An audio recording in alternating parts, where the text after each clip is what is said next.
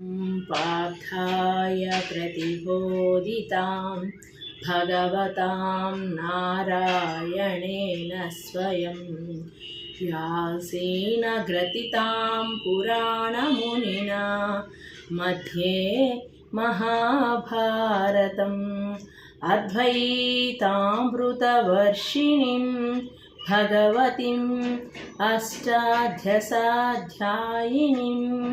अम्ब त्वामनुसन्धदामि भगवद्गीते भवद्वेषिणीम्। ओं श्रीकृष्ण परब्रह्मणे नमः। श्रीमद्भगवद्गीता अतः तृतीयोऽध्यायः कर्मयोगः। 4వ శ్లోకం। न कर्मणा मनः रम्भात् नैष्कर्म्यं पुरुषोऽश्नुते न च సన్యాసేన దేవా సిద్ధి సమాధి। కర్మల్ని ప్రారంభించకుండా ఉన్నంత మాత్రాన నిష్కారమైన సిద్ధి కలగదు. కేవలం సన్యసించడం వల్ల సరైన సిద్ధి పొందుతాడు. అంటే కర్మలు చేయటం వల్ల చేయకుండా ఉన్నంత మాత్రం నేనేమి చేయకుండా ఇలా కూర్చుంటాను, నాకే పాపాలు అంటవు అనని అట్లా కాదు. చేయకుండా కూర్చున్నంత మాత్రాన నీకు పాపాలు అంటావు. నీకు పూర్వజన్మలో వచ్చిన పాపాలు అవి వస్తూ ఉంటాయి, పోతూ ఉంటాయి. పురాణపి జననం పురాణపి మరణం లాగా అవి మన జన్మ ఉన్నంత వరకు కూడా మన కర్మలు మన వెంట వస్తూనే ఉంటాయి.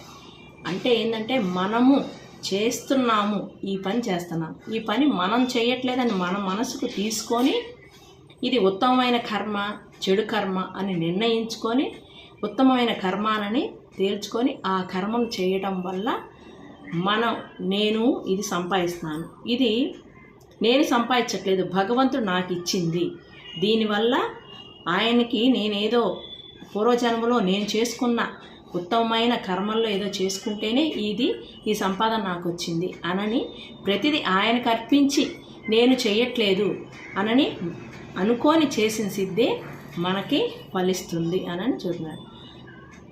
5వ శ్లోకం।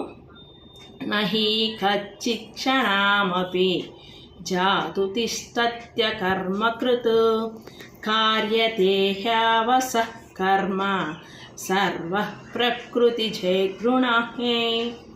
ఎవరు ఒక్క క్షణం కూడా బొత్తిగా కర్మ చేయకుండా ఉండలేరు.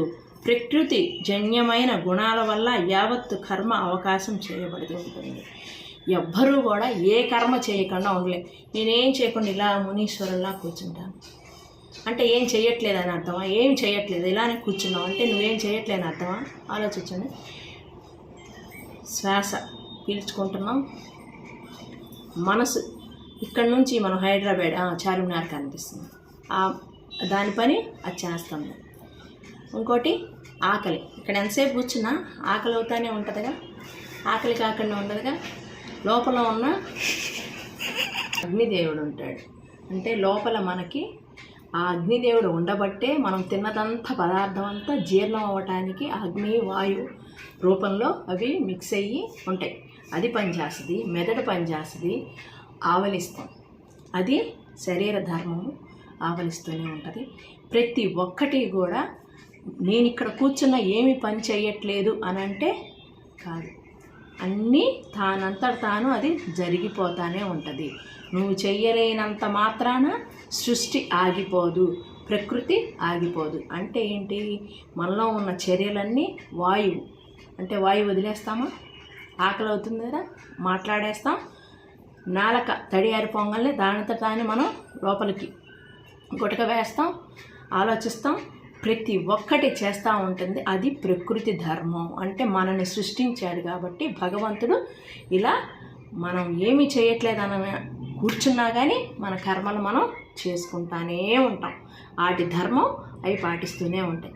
అందుకని ఎవ్వరూ నేనేమి చేయకుండా కూర్చుంటాను అంటే ఏది కుదరదు అనని అన్నీ చేయవలసిందే, నీ ధర్మం నువ్వు చేయవలసిందే అని చెప్తున్నాను. జై గురుదేవ, జై గురుదేవ, జై గురుదేవ.